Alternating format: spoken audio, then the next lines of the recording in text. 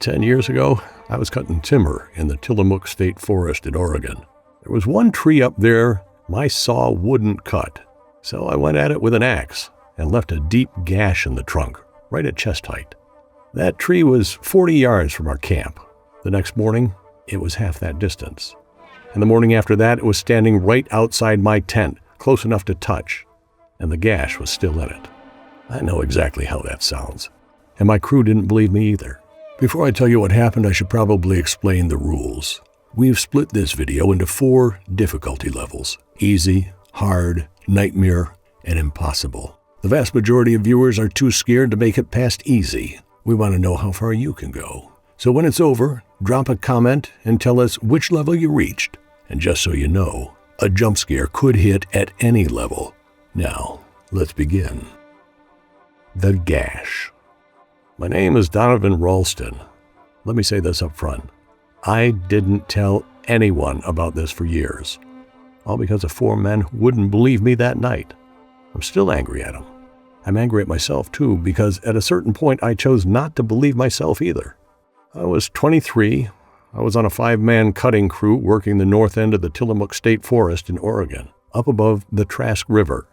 Our job was clearing work, not the big timber. Hazard trees along the road, blow down, firs that wind had split. It took 2 hours to get down to town, and the road that season was nothing but mud. So we stayed at camp during the week. 4 tents, a tarp, a generator, and a chuck box that folded open from the back. There was Rowan, the foreman, a 40-year man. Then Hollis, a year older than me, the kind of guy who never stopped talking. Mateo and Pruitt were brothers, and together they were basically one person. For those who don't know that forest, the Tillamook isn't green. It's black. The trees are so thick and so tall that even midday feels like dusk. Water drips constantly. It drips even when it isn't raining because the fog collects on the needles and lets go hours later. Sound behaves strangely in there.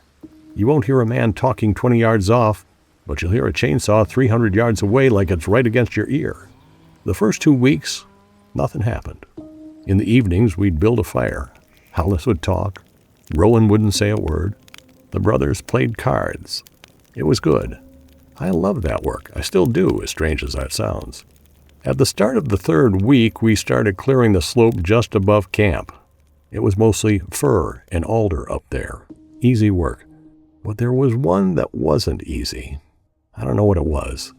I can't call it a fir. The bark was wrong. It sure wasn't alder. The trunk was a little thicker than a man could get his arms around. The bark gray and wet, and when you touched it, it was cold, like metal. I asked Rowan about it. He looked, shrugged, and said, "Just drop it." I started in with a chainsaw. The chain touched the trunk and slid off. It made no sound. There was none of that familiar bite you get going into wood. The saw kicked back like it had skidded across a wet stone and nearly came out of my hands. I dulled the chain in 2 tries. Rowan got on me about it, because the price of those chains comes out of my pay. I got mad and grabbed the axe. The axe was the most personal thing I had on me that day. It was my father's, and I'd rehung the handle myself. I swung at chest height, square, straight on. The axe didn't go in. It stopped at the surface, where I hit maybe 2 fingers deep. A split opened up. That was all. I swung 8 more times. The split didn't grow. All that happened was a little piece broke off the blade's edge and dropped to the ground. That split, that gash, is the whole reason for the rest of this, because it was the one thing that knew that tree. I quit. I walked back to camp, my palms shaking, and Hollis laughed at me and said, "A tree beat you?" Everybody laughed that evening. I laughed too. That night, I heard the crying. It was around 3 in the morning. The tent fly was damp. The inside of my sleeping bag was sweaty. The sound came from far off, from up the slope. It was like a person crying, but not quite. There was no breathing in it. Crying wears a person out. The sound breaks off and starts again. This didn't break off. Same pitch, same length, going on and on without a pause. In the morning, I told Rowan. "Cougar," he said. "A female cougar screams just like a woman. Everybody who hears it the first time thinks the same thing."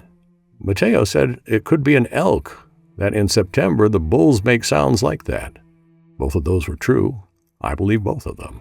When we climbed the slope that morning, the tree wasn't 40 yards off. I measured it. I had to because nobody believed me. And when you're standing in front of people who don't believe you and you've got no numbers in your hand, you look insane. I started at the generator by the edge of the camp and paced it out.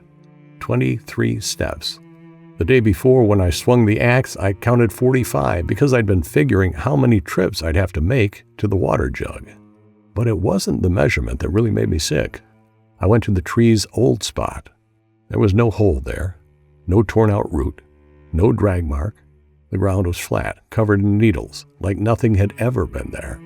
And right in the middle, in the patch about the size of a palm, sat the shavings my axe handle had made, little gray pieces, and among them, that chip of metal that had broken off my blade. The shavings were there. The tree wasn't.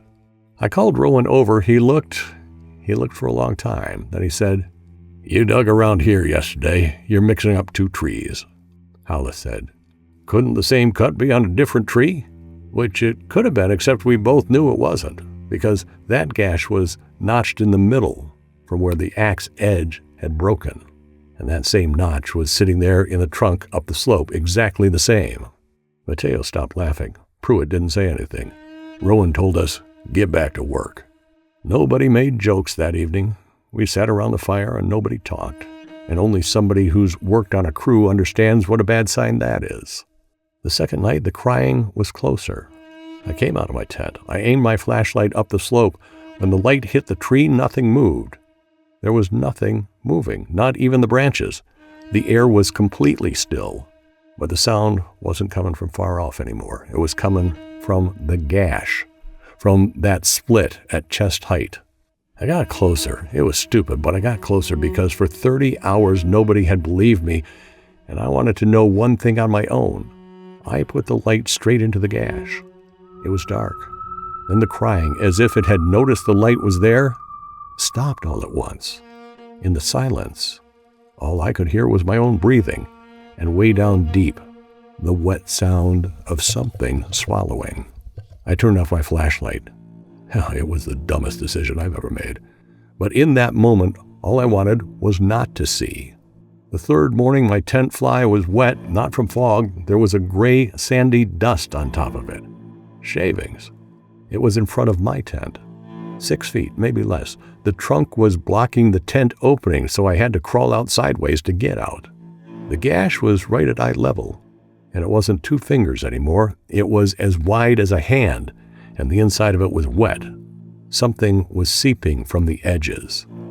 It wasn't sap. Sap is clear. This was dark, and it had a smell, a heavy, coppery smell. Hollis came out of his tent, saw the tree, and just stood there. His mouth fell open.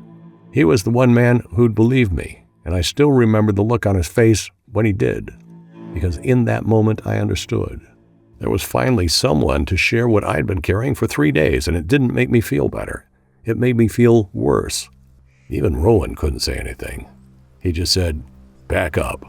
We walked to the trucks. Nobody ran. I think we all knew it would be worse if we ran. We left the equipment, left the tents, left the generator. Right as I was about to get in the truck, I realized I'd forgotten something. My father's axe was still up there, next to my tent, at the foot of the tree. I went back. Stupid. 20 steps. I bent down for the axe, and right as I reached for it, the forest went quiet. The dripping stopped. You could hear the dripping stop. The silence itself was like a sound. I raised my head. The gash was right in front of me at eye level, open. And inside, deep in the trunk, jammed into the tree, was a face, pale, pressed against the edges of the split, its mouth open as wide as it would go. A human face. It wasn't trying to get out, it was just looking at me. And the crying, that sound I'd been hearing for 3 nights without a single break, was coming out of that open mouth. I went back to the truck without the axe. Nobody ever went back up the slope. Rowan retired 2 weeks later. Mateo and Pruitt moved to Idaho. Hollis never spoke to me again for 11 years until this past winter, when he called me and asked one single question. "Do you still hear it?" I didn't answer that question. Instead, 4 months later, I drove back up above the Trask River with a new saw and a full can of fuel. I found the tree. The gash was still there, at chest height, notched in the middle. There was no face. There was no sound.